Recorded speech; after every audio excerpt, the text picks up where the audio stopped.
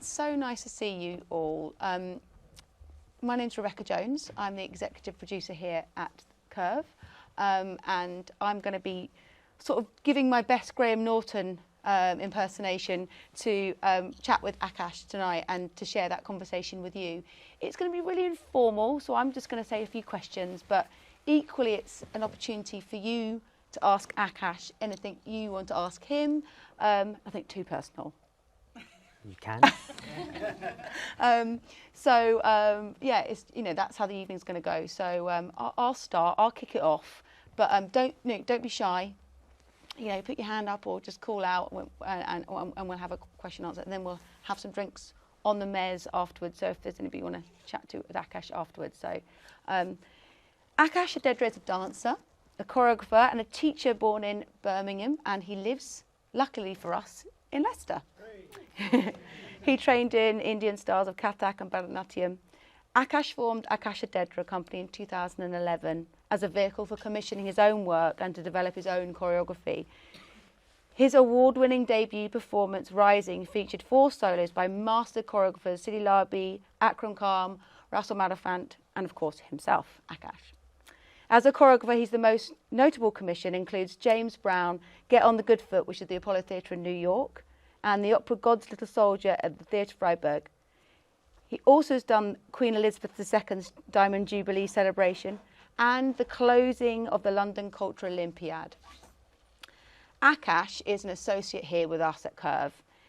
We also have to share him with the Hippodrome in Birmingham and Sadler's Wells in London, which we do begrudgingly, but it's fair.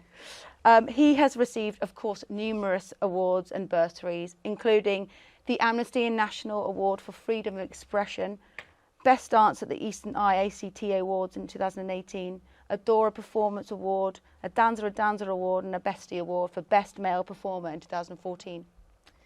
2021 marked the 10th anniversary of Aakash Odedra Company, which I don't think you look old enough to have a company that's 10 years old. So, I mean, congratulations on that in itself. And the year was honoured by the Queen Elizabeth II receiving a British Empire Medal, a BEM, in recognition of his services to dance, which I think deserves a round of applause. We were just talking, actually, just before, as you were coming in, Aakash, share the story. We were talking about the funeral on Monday, and Aakash was recalling when you met the Queen. Yeah, I forgot until you spoke about it. Actually, I performed for her here on the mess, actually, when she opened the Curve. So she was standing in front of me and Prince Philip, and they watched me perform at this distance, and that was when the Curve opened. Yeah. A long time ago. Yeah. So it was we were just sort of passing a comment about it, and it was a really lovely sort of story, which it actually makes live performance and connection of people really relevant, even in these sort of people that have, you know, in different places. So could you just talk to us about how you sort of started your career? So I feel like my life blends like rivers going, streams going to a river and river going to the ocean. So where the professional started and personal started, it kind of blends into one. So I used to, when I learned to walk, I was 8 months old, and I used to walk on full point. So they used to say, oh, he's going to be a dancer. And anytime they put any music on, I would start to dance and move. Like music kind of triggered me, and it made me move. And, you know, my obsession with this idea of dance, this language of dance, was so much so that, you know, picking up a glass couldn't just be picking up a glass. I had to choreograph how it was picked up and how it was put down. And every time my mum would try and open the door, I would tell her, wait 1 second, that's not correct. You have to use your wrist here. And, of course, she would say, you know, shut up. So, I mean, I felt like dance was destined within me before I realized that it's a profession. Mm-hmm. The word profession is associated with earning money and, you know, earning a living out of it. But for me, that wasn't even in the question. How will I survive? Will I survive? So from the minute I learned to walk, it was like a fish in water. Mm-hmm. And I suppose I was geared to make dance my life, and my life only dance. That's lovely. I wish I started to walk on point. That would be amazing. And you, in your biography, I was reading it, and it outlines that you went, part of your journeys when you went to India and you studied Bollywood dance. Yeah. Tell us a bit more about that. So I trained in classical Indian dance first, which is Kathak and Bharatanatyam. Kathak is a North Indian form, and Bharatanatyam is a very Southern Indian form, and they are quite different in their aesthetic, in their presentation. They're very different. It's like two different languages. It's strange because in India, I think there's some 700 and something dialects, so everything varies quite a lot. So I trained here in Leicester with Nilima Devi and in Birmingham with Chitra Lekha, and it was always classical dance. And then because I was in Birmingham, I moved a lot. So my grandmother raised me most of the time. And where I lived in Birmingham, the environment wasn't very nice. You know, it was the closest I could probably describe it so that you can kind of put yourself in that situation is like the Bronx in New York, you know, back in the days, you know. So Sparkbrook has not changed at all. It's still the same. We still have a house there. So I used to look out the window and I used to feel that the environment outside didn't match the world that existed inside. So I set out on a quest at the age of 15 and I said, I want to go and use life as my university. So I left home at 15, left my grandmother's house and went off to India. And when I was in India trying to understand life and because for me, art is a reflection of life. And through that, I asked someone, is there any classes? And they said, oh, there's this choreographer, Shamak Davar. I said, what's that? They said, oh, he's a big, Bollywood choreographer. So I said, okay, I'll join. But what's really funny, because in the classical world, if you do Bollywood, people will stick their nose up and say, Bollywood is just something over here. But it's interesting because I gained the most spirituality out of that experience and the most professionalism. We would dance for 18 to 20 hours a day because it's commercial, and you'd have these big Bollywood stars coming in these big sets and they would turn up at any time. Meanwhile, we're being bitten by mosquitoes, standing there in our positions waiting for them. So it was a crash course in hardcore military discipline in a way. And I never would have thought that many years later that we would have franchised Shamak Davar's company in the UK. Yeah. So that was a big moment where life came round in a full circle. And I suppose it started to give me a little drop of the possibility of movement outside the classical form. So that was my first experience of moving outside the form that had been kind of built into my vertebrae, into my spine. And so when I came back to England after many years, I used to dance Kathak, but I also felt that, at home I speak multiple languages. So when I'm stuck in Gujarati, I might switch to Hindi. When I'm stuck in Hindi, I might switch to English or whatever language, because I feel certain expressions fit a language very well. So I felt like, why can't I do that in dance? Why does it have to be bound by a geography, like Indian dance to India, ballet to so-and-so? I felt like dance has this sense of primitive communication. It's a first form of communication that we used as man, which is gesture. And I thought, why does it have to be bound? So taking my Bollywood experience, I thought, okay, let's expand. And then I started to kind of look at contemporary, because as a British Asian, I feel like I had to speak the language of the environment that I'm staying in. Yeah. I'm no longer in the royal courts of the Nawab of Lucknow or the prince of so-and-so. You are all my princes and princesses and queens and kings. So I have to be able to speak the language that you speak.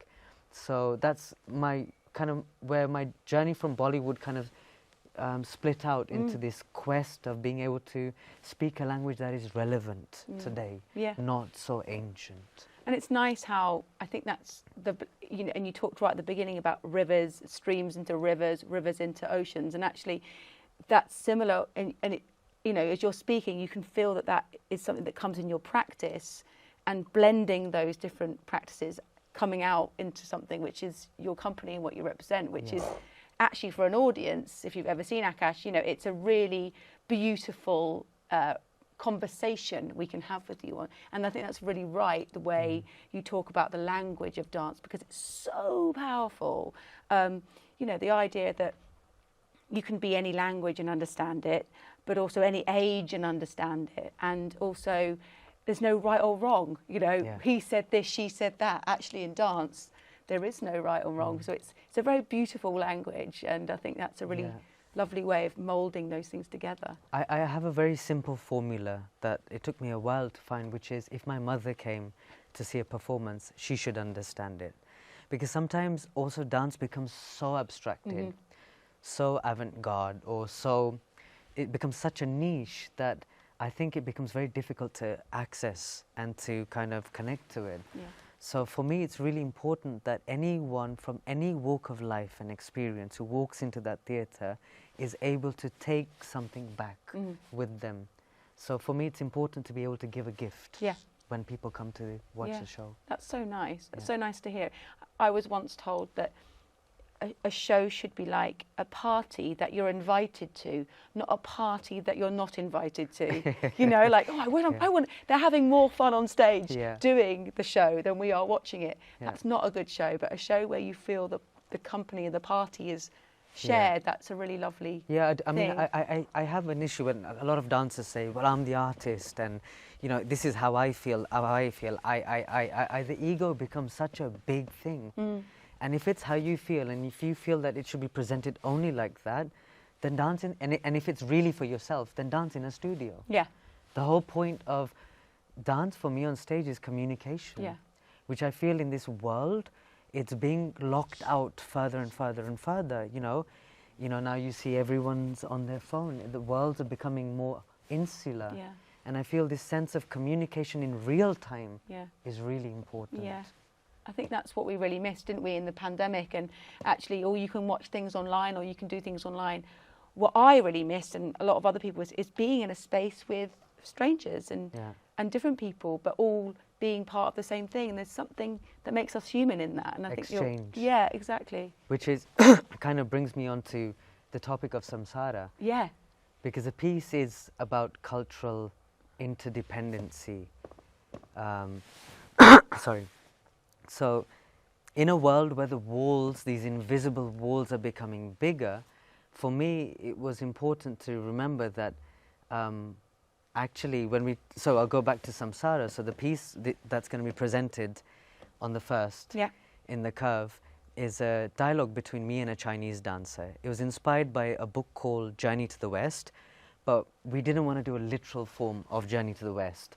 Journey to the West is a kind of mythical epic in China. And what's interesting was, factually, historically, there was an actual monk that went from China to India to retrieve original Buddhist scriptures, because he felt like they were being changed, there were too many interpretations. But before that monk, there was another 54 monks that made the journey but didn't make it back.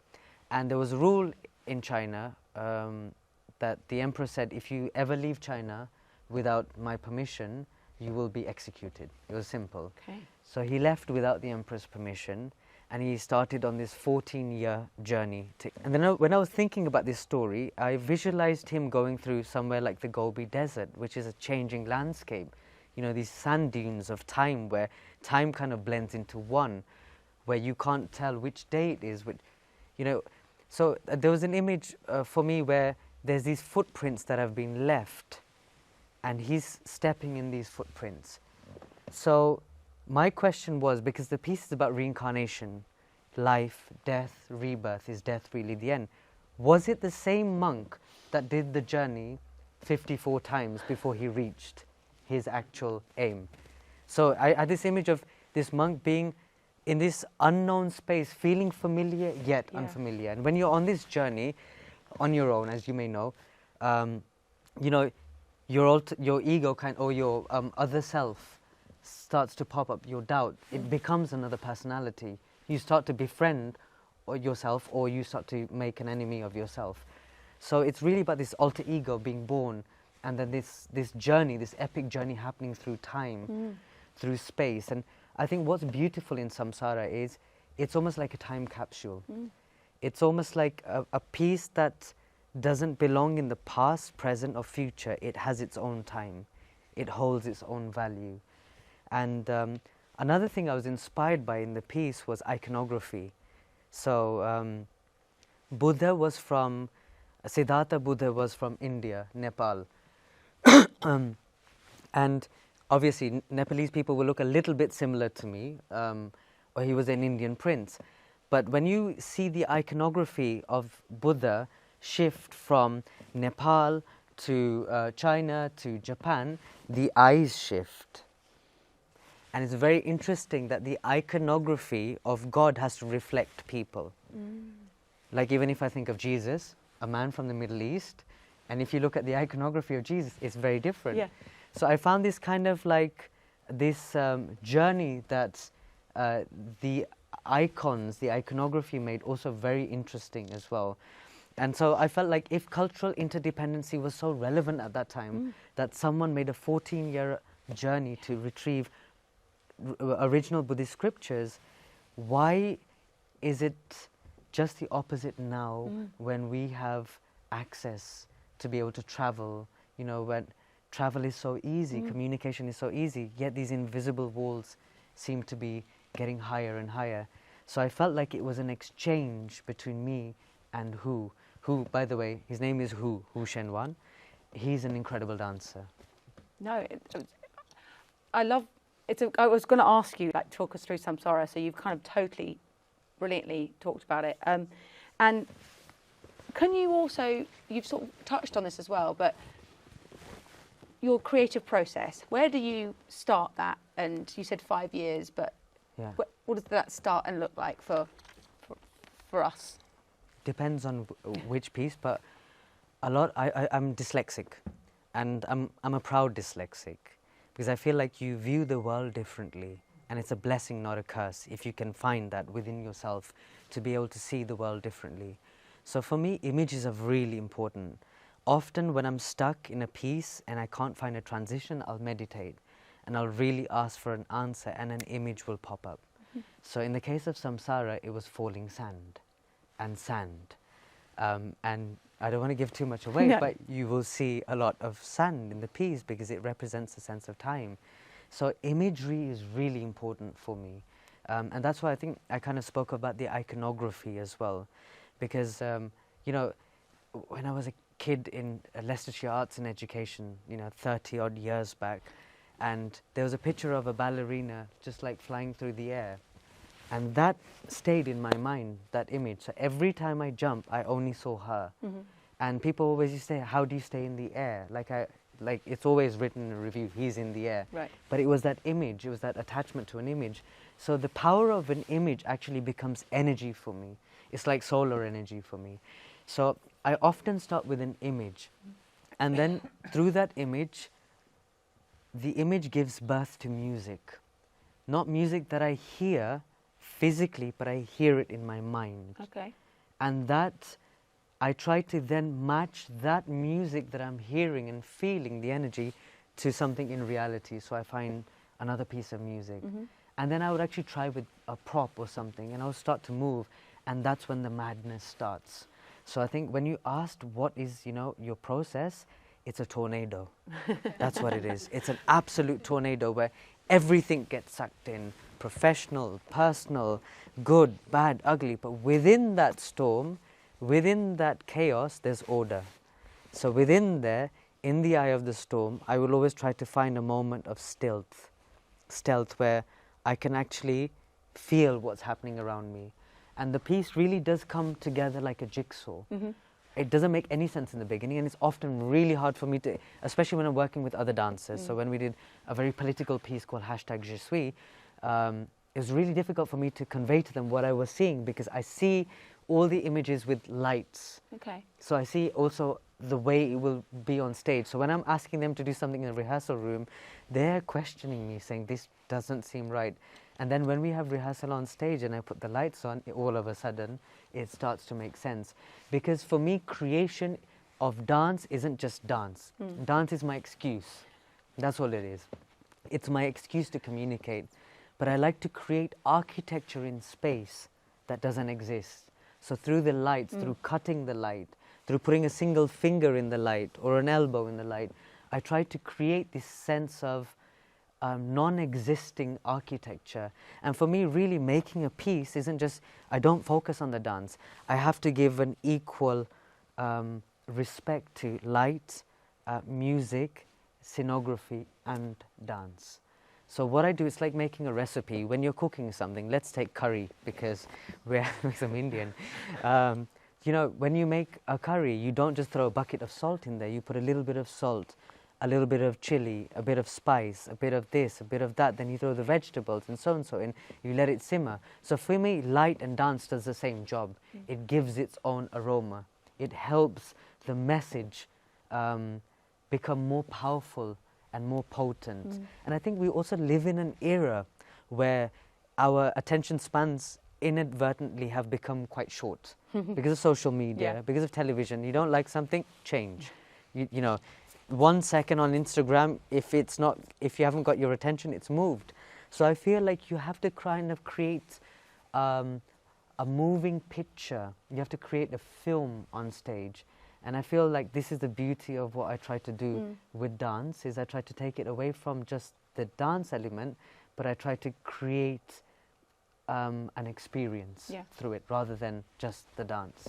And do you tend to work with the same lighting designer, set designer, costume designer each time? I like to work with people that, for me. That know they can see the same things that you're seeing. Because what happens, I feel like, you know, in Kathak, we will go for hours. There's like a foot movement, 1, 2, 3, 4, 4, 3, 2, 1, 1, 2, 3, 4, 4. We can go, and it'll go really fast, but we'll go for hours just doing this, because it's like a mantra. And I believe the power of saying something again and again, what I mean by a mantra, or doing something again and again, is it builds its own aura and energy. And I feel it's the same with collaborators as well. When you work with people who you're familiar with, you're not going back to the same place, but you're actually building a bigger and a better understanding of where you want to go to. So I do like to work with people I'm familiar with. It might be that they rotate, so it might be Fabiana who does the lights, or it might be someone else, but generally I like to work composer-wise. I think Nikki Wells has done she's done the last 5 pieces, but what's different in Samsara is this time Nikki Wells sings live on stage. So she's live, so we have live musicians, so she's composed it and she's singing. Nikki Wells is also an interesting character, so all the people in the production are quite interesting. So she's an identical twin, 6 foot tall, blonde, blue eyes, blonde hair. She's half Swiss, half British, but grew up in India and Italy and England. So she speaks she sings Sanskrit, Hindi, Bulgarian, you know, all sorts of things. So I really love the fact that she's this. You wouldn't, you know, they say you shouldn't judge a book by its cover, and I think Nikki really represents that sense of what's beyond the skin, or what do we see beyond that. So I think we've got people who are really incredible, like Michael. He's a Mongolian throat singer from England. He went and stayed with a tribe in Mongolia for, I don't know, a couple of years, and he learned how to do Mongolian throat singing. And we have this incredible, I mean, she's a soloist within herself, Bebe, who's a drummer, who's got so much energy, so powerful, who lives here. So we have a really beautiful team on stage. Okay. The one person I haven't talked about yet is which I will speak about in a second. Okay. Can you tell us a show you've recently seen and loved?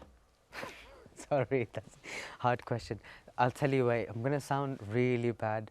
I don't actually go and see that many shows. I'll tell you, there's a rationale behind it. Because normally I'm performing, and before a performance, my blinkers are completely on and I'm only focused. Whereas, like when me and Hu are performing, he'll go and watch a show a day before our performance happens, which I think is incredible, but I can't do that. So, I mean, like some of the best festivals, but I find it really difficult to go and watch shows. But I can tell you what I don't know about recent, but I'll tell you some work that I really did love, like really thought was incredible. Crystal Pite's work. Do you know what it was called, Courtney? Bertroffenheim?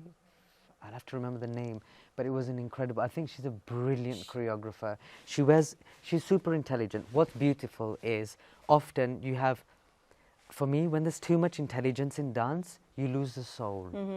You know, you lose the soul. But I think it's intelligent when it's sculpted beautifully, where you see the soul and you realize in its simplicity how beautiful it is. And I think she's a choreographer who I admire.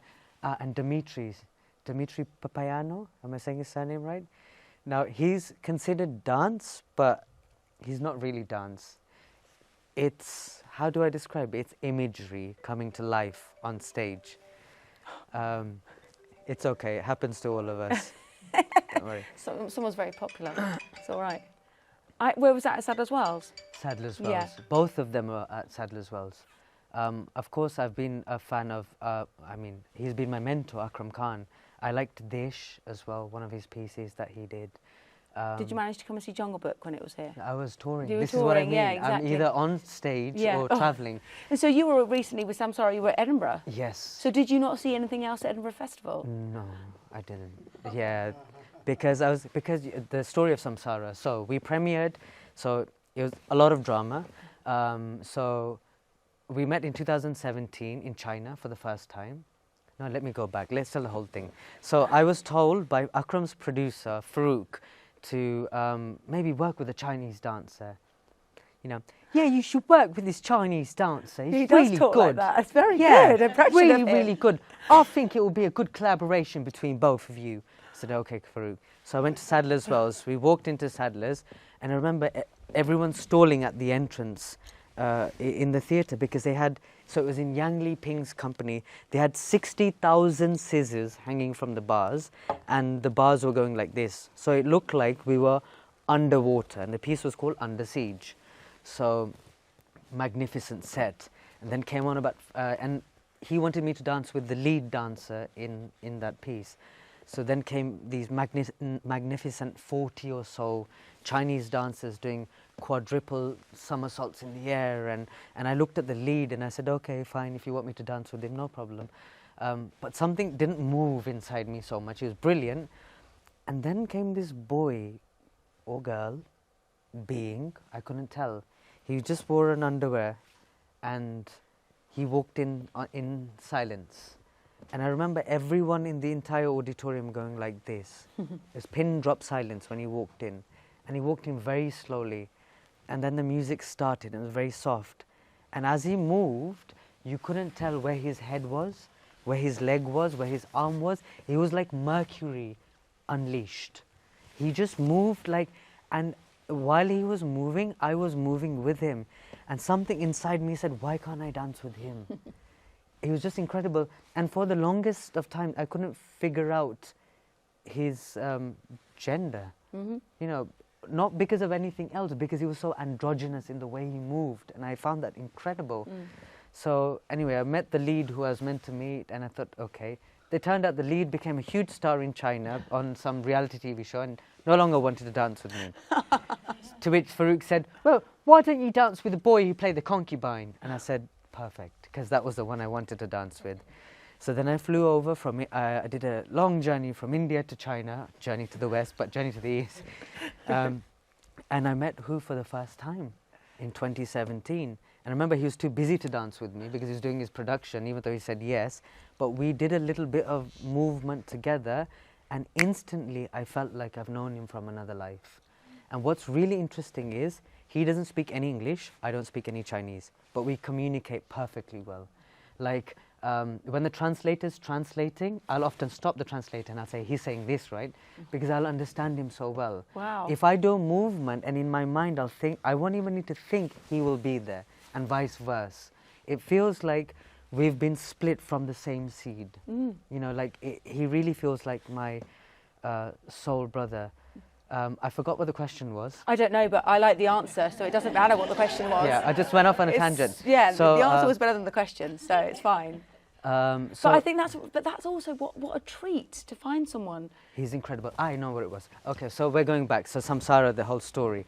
So then we did many R&Ds and showings, and he came here and again, from 2017, and we kept developing stuff, going away, developing stuff, going away, forgetting about it. You should have seen the Dropbox. It was a state. It was like your air miles were good. Oh my God, yeah. And then what happened was 2020, when we were meant to go to Australia. We were meant to go to America. So he's sitting in China, I'm in England with my suitcases ready to go. He's about to board a plane.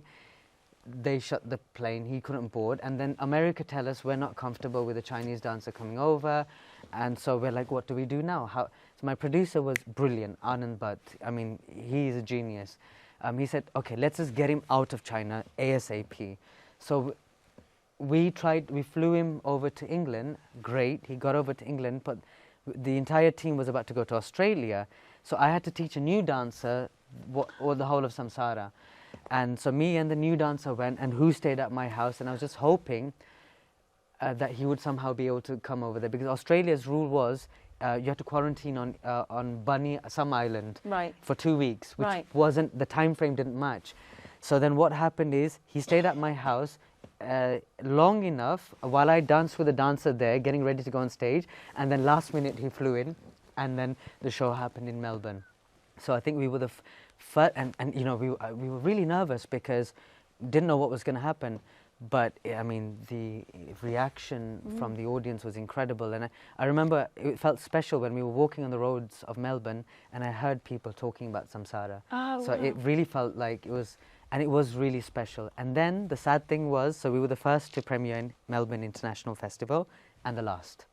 So then he went to China, I went to England, and we never met for 2.5 years. Then fast forward to 2022, where we're about to do Edinburgh. It turned out who can't make it because there's so many problems with his visa, with his with the COVID certificate and blah. So I rehearsed with another dancer, the whole rehearsal. Now half a day before rehearsal was going to finish, and we had fixed that we are having this new dancer doing the piece, and somewhere inside me I was still hoping for the flame was still for who to come back and.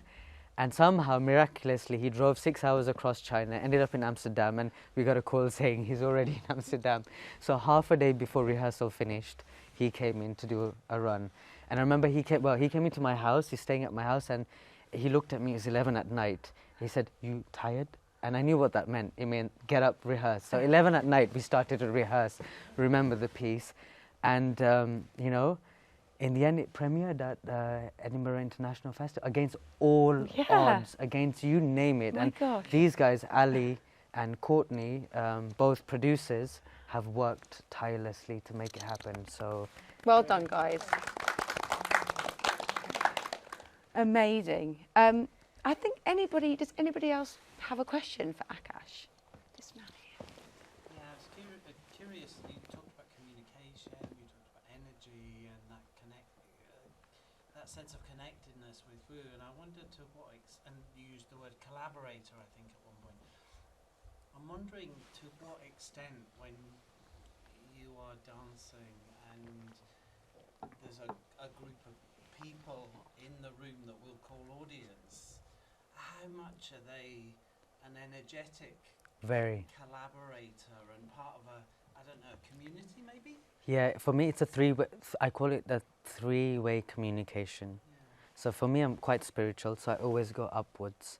But I feel like there's this energy coming this way.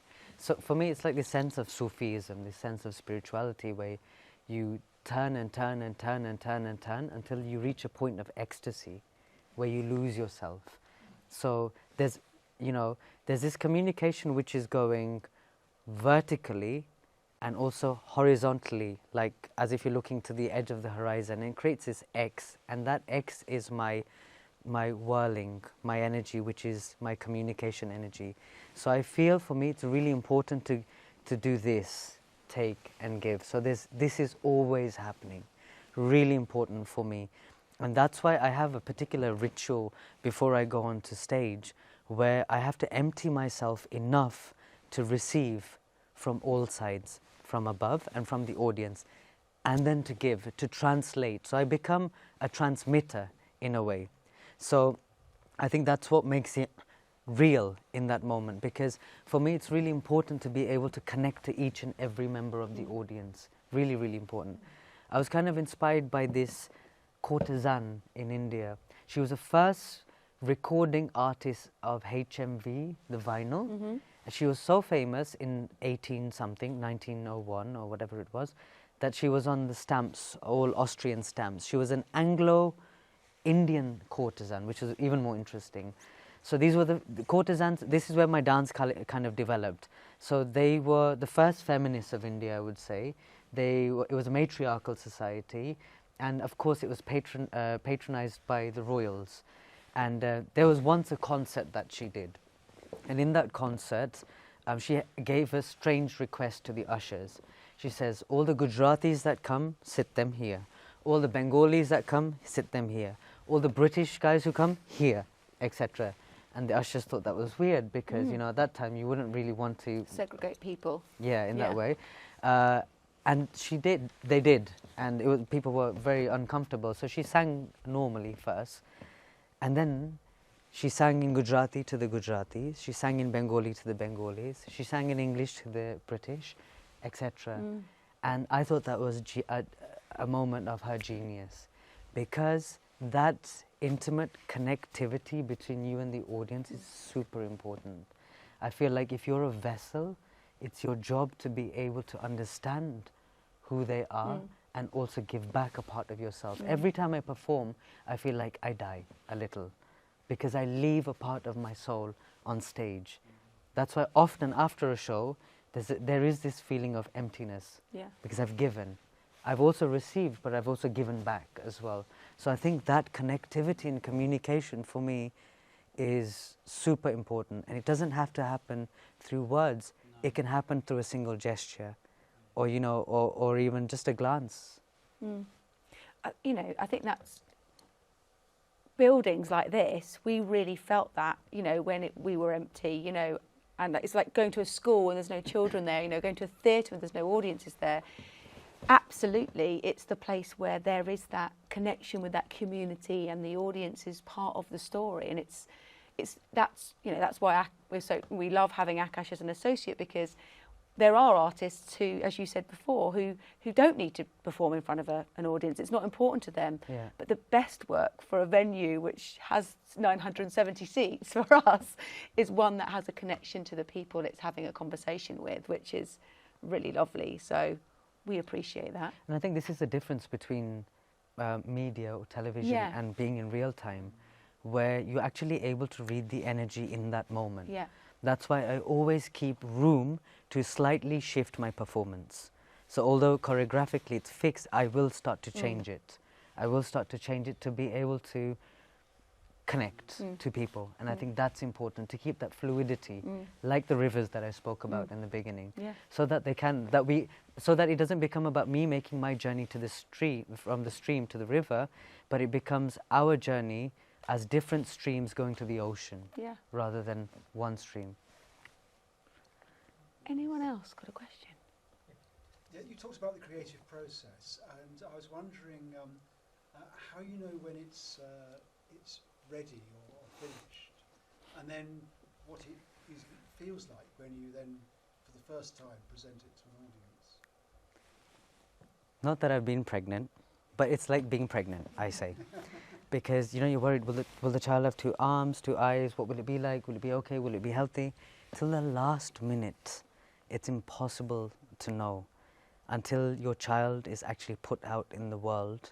And then the sensitive part is, it's not up to you to decide whether it's now a success, it connects to people, it's up to the people.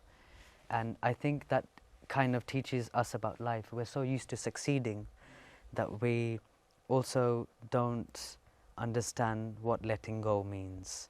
And I think it's important at that point, no matter how hard it is, try your best, but there has to be a point where you let go, because it's not for us to decide. However, in Samsara there was an interesting moment which has never happened before. It only happened for the first time. My rehearsal director Sade sat in a showing. So before we did the premiere, there was a showing in another theatre. And in that showing, it was a completely different Samsara. This was 2 days before the actual performance. Courtney is laughing because she knew what happened.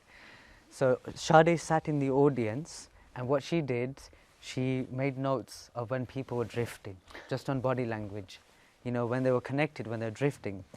And then she had this beautiful way, like coming up to me at 12 at night outside saying, Aakash, listen, let's talk, you know. I think it's time for you to make a brave decision. You know, maybe you should change the piece. Maybe it needs to be this, you need to find a different way. It's, you know, she gave me a lot of information, but in a completely beautiful way. And she said, she told me it's a big decision and I'm going to leave it to you. And I didn't know what to do. So, me being me, I sat till 4 a.m. in the morning meditating. And I remember my other rehearsal director, Chengan, was in the room as well, because we were still talking. I was meditating. I was like, please help me find an order. What is it? And I really had to try hard to empty myself, because the closer you get to a premiere, the more intense it gets. And I emptied myself, and then all of a sudden, it went A, C, D, E, B, the sections. It went this, and this is going to connect to this, and this, like within a second, everything came to me. And I literally sprung out of meditation. I went, Chengan, quick, write it down. This is the order. And in the next showing, we didn't have time. So I shouted to my technicians and the team, no time. I said, this is going to be the order, A, F, D, E, C, D, E. And the poor guys were in a panic, and so was I. But I said, okay, we have to be brave. And we did it, and that's when the penny dropped. If that didn't happen, then we wouldn't have known. So for the first time, someone helped me kind of sense the energy of the audience, sitting in the audience, and gave me feedback, which was really nice. I think it kind of helped me in that creative process, and I'm really grateful to her for that, because it can be difficult as well. You know, it can be a difficult thing to get it right, and you're never always going to get it right. So I think even now, we're always trying to improve. Like, you know, I told the dancer, I said, today, 1 run, tomorrow 2, Thursday 3, 4, just to try and improve it and find different moments in it. We're still trying to capture different moments where I can, you know, feel like I'm connecting to it, therefore I can maybe help the audience to connect to it a bit more. Thank you. You had a question. So, obviously, COVID is just terrible for lots of people in lots of different ways, particularly the performing arts. How did COVID affect your creative process? It was your day-to-day functioning, I guess. It was incredible. It was the best time of my life in the last 12 years. Well, the first part of it was, because truth be told, I've been on such a hamster wheel of performing in the older part of the company, which was like 48 countries in 6 months. Sometimes it was really intense, performing, and knowing that you have a week off. But if you know there's a show in the back of your mind, you know there's a show, so it's still crunching down, time is still counting, you know, the clock's ticking. So there was never any relief from it. You can say you've got a month off, but in my mind, I know in a month I have a show, and that's it. That's my month kind of gone. But to come back and realize there's no show, and I don't have to physically exert myself, and I can just be, was one of the most incredible things. I used to get up at 3:30 in the morning. You know, I used to start to meditate, like shower, pray, meditate. By 5 I was in the fields, in the countryside, just observing nature and absorbing nature. Because a lot of the time we also spend in a dark black box. And for me, nature is really important. Animals are important. The seasons are important. And I felt like it was incredible to see the aces in my garden bud, you know, and go from green to red to yellow and then fall off. To see an entire season in itself was a performance for me. And you asked what's the best performance? That's the best performance. Where I get to see nature at its best. And you're able to actually sync your body in a way that you become one with it. And I think that for me, personally, was a blessing. You know, I wanted to try certain things which I never got to try. I always wanted to meditate intensively for a couple of days. No food, no water, just sitting in one place. So I did that. I locked myself in a room, no gadgets, no nothing, no getting up, sitting down, and I sat for 3 days and 3 nights in one place. And I meditated, really, like concentrated. And for me, the kind of revelations it gave about self-awareness was incredible. And all this was possible because I didn't feel the responsibility or the burden of a show coming up. So in the beginning, and everything that I experienced, I actually wrote down.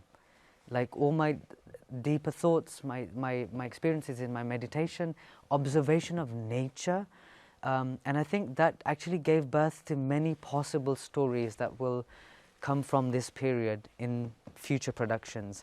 So in the beginning that happened, then of course, you know, that Mulla Candy, what is it? Mulla Light. Mulla Light. Pleasure equals pain, what is it? So then came the painful part of lockdown, where I started to lose people who were close to me, and you know, then that had its own, my mother passed away, so you know, things started to, but at the same time I can't say it was bad. What was good was good. Then when things became a challenge, it was up to me to raise to that challenge. And I think that period that I had before was the energy I think the universe was giving me for the challenge that was ahead. So I really appreciated a lot of that time, and it's something that I won't forget in a way. Of course, there was a lot of death. I was surrounded by it. I mean, after 37 funerals, I stopped counting. I went to 37 funerals. I said, okay, I'm not, sometimes 3 in a day, which was interesting because life and death became on the same page. And for me, Samsara is also speaking about life and death, and is it really the end? You know, we also see death as this kind of, you know, is the end, or is it, even if you don't believe in life after death, even the fact that we've lived our life in a certain manner, in a certain way, the memories that live through you about the other person, in a way, are keeping the stream of their existence alive and flowing. And for me, that also felt like that was enough for me personally. So there was lots of things for me in lockdown. Apart from of course, there was the professional struggles. We had no shows. We were online. We had to adapt everything. We had to connect to people on a screen. And we all know that that was difficult, teaching a class. And we, you know, this thing called Zoom fatigue. Whoever knew what Zoom fatigue was? I know. You're on mute. I say that quite a lot. You're on mute. Yeah. You know, I never said those words before in my life. But it was great because you could go up dressed up to here and here. Yeah. What Ali and I said earlier, we'd met on a couple of Zooms, said, oh, you've got legs. Oh, you know. It's incredible. Only yeah, exactly. I used to wear a sort of a flip-flop bottom and a kind of posh top and some good earrings. That was always my Zoom look. Yeah. A good pair of earrings always kind of got me through a day. Yeah, a good hat. A good hat. Was there a question over here? Yeah. So I can relate a little bit to what you've been through. Obviously, you've got to a lot more your passion, you know, your inspirational journey you've had from since you've grown up to now. It's indeed very inspirational just listening out to what you say and how you've mastered some of the elements in your journey in life. What sound knowledge would you give to somebody who want to be inspired by someone like you to come forward and say, you know what, I want to be like Aakash, or he's got something I want to learn from him? Be yourself. First learn who you are. First learn who you are is the most important thing. You know, I always say this, and I say this to a lot of my dancers and friends and close people, if I take your name away from you, if I take your job away from you, if I take your hobbies away from you, if I take your surroundings away from you, strip all that away, who are you? We identify ourselves with so much that is attached to us via the environment around us, or this, or this, or this. But if you remove that to the core, who are you? I think the journey really starts within. I did often kind of feel like I did it on the other way around, so I went outside, and the outside world kind of forced me also to go within. And I think it's still a quest for me every day in meditation. I find that it's really important to lose yourself every day to find yourself. And you use the word master. I'm never a master of anything. You know, I'm still a student and always will be. And if you're a student for life, you will always grow. You will achieve great things, but I think it's also important to remember that there's going to be ups in life, downs in life. But how does one become in a state of constant, when neither the up affects you or the down affects you? That you're able to stay in this zone of neutralness, if I can say that. And I think that is important. And that, for me, personally has happened when I ask these questions: who am I, where have I come from, and where am I going? By where have I come from, I don't mean Birmingham, Yeah. because we all know that. And that's where I ran away from, because I didn't want to be there. You know, where have I come from? Like, is there something else? Have I come from a certain place? You know, where is this energy from? What is my purpose here? And I think these things are really important. And if you do what you're passionate about, life will follow. If you take the first footstep, and it's never too late. One of my students started at 45, and she's, you know, now she's teaching, and she's an incredible teacher and dancer and a person. And you know, one of my best friends started at 24, and he always replaces me when I don't dance. So I think it's never too late. That's the other thing. I remember when I was 15, I was asking one of my teachers, Vijay, I said, Vijay, I'm thinking of going India. What should I do? You know, I'm not sure. People are trying to convince me otherwise. Not that I would have listened to them, because I didn't. I did what I wanted to. But she said to me, Aakash, don't sit back on your rocking chair and think, what if? That's the last thing you want to think. Those two words for me were enough to say, okay, I'm going to go. And I think taking that first step of discovery, and it's never too late to discover. Today, tomorrow, day after, it's never too late to discover. I think that is important. I think that is, you know, something about doing the what if and doing it, and as you say, being okay with not being a success of it is also a learning in itself, isn't it? And actually, there's a thing at the moment, like the joy of failing. You know, the idea of just like letting it, it doesn't matter if it doesn't work out, but you gave it everything, you know, in that moment. Yeah. We're so used to success. It's such a linear journey. It's start and there's the finish line. Yeah. But I think in a lot of Eastern philosophies, it's circular. And that's a very difficult concept when we're working in a world which is A to B. Yeah. It's such a difficult concept. So what if your failures are actually your successes? Exactly. What if the whole thing was turned around? Yeah. What if, you know, death wasn't death, but it was life? What if, you know, so I think it's about perspective. And it's about being able to gain perspective. And I think we've all had enough experience in our life to be able to understand and empathize with people from different walks of life. And for me, that's been a big thing. You know, I've grew up in a very rough environment. I've had an abnormal upbringing. So I've always understood perspective, extreme perspectives. Why is a drug dealer a drug dealer? Why is a saint a saint? You know, like, I just feel like, you know, growing up in these worlds, you know, I felt like perspective was something that I gained as I grew up. So that's kind of also helped me see life slightly differently. And I think the only way you can do that is to also open yourself up without judgment. Because we all hide skeletons in our closets. No one's perfect. But just to know the other person has the same energy and being within them that you have within you. And I think it's important to remind ourselves of that constantly. Yeah. Any other questions? Probably the last one. No. Oh, there's a... Oh, yes. You've touched on this a little bit in some of the answers you've given, but I was curious as to where your inspirations came from. Life. Everything in life. The good, the bad, the ugly. It becomes my palette, in a way. All the experiences that I go through, whether it's trauma, whether it's laughter, ecstasy, that becomes my inspiration to move, to think, the reason to live, in a way, to be able to say that I've had these experiences, I'm sure you have had some which are similar, and connect on those grounds. Of course, I'm also inspired by certain dancers and just their being. You know, I'm doing this duet with Aditi Mangaldas. And actually, we did one of our first R&Ds in this room. It's all about this floor in this room, isn't it? The Queen, the dancing Queen, Aditi. Yeah. And she's an incredible dancer. So she's now 62 years old. I'm 38, and we're doing and this is the first duet she's ever doing in her life. And she's known as like the queen of dance in Indian Kathak, and she's incredible. When she moves, she will wipe the floor with me. And what's beautiful about her is if she comes into a space, the space opens up just to invite her. She has that presence.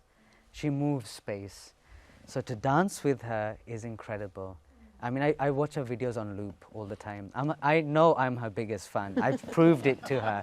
I've gone to, I've showed her photos of me living, like staying in a cabin back in the days because we had nowhere to live. And she has this very, she always says, "Are Aakash, oh my God, you are just mad. You are just crazy. Oh God." He knows I know her repertoire. She forgets her repertoire. But better than she does. Yes. So, like... You can remind her. Yes. I mean, she's just incredible. Someone worth looking at. So there are many such people that I'm also inspired by just their being. Just the sense of them. Even, I think, what for me makes an incredible artist is not the fact that they move or dance or a dancer, is when they come on stage that they're able to move space. They're able to shift something in people around them just by their presence. And I think that is the person's experience and their inner energy, which is just so potent. So I'm inspired by people like Aditi. I love David Attenborough. I love animals. I learn so much. So I have a lot of animals myself. I had lots of fantails, I just had to give them away, unfortunately. I have goats in my house. I have a cockatoo. I mean, for me, animal behavior is incredible. It's so honest. It's so real. When they trust you, they trust you. If they don't, they don't.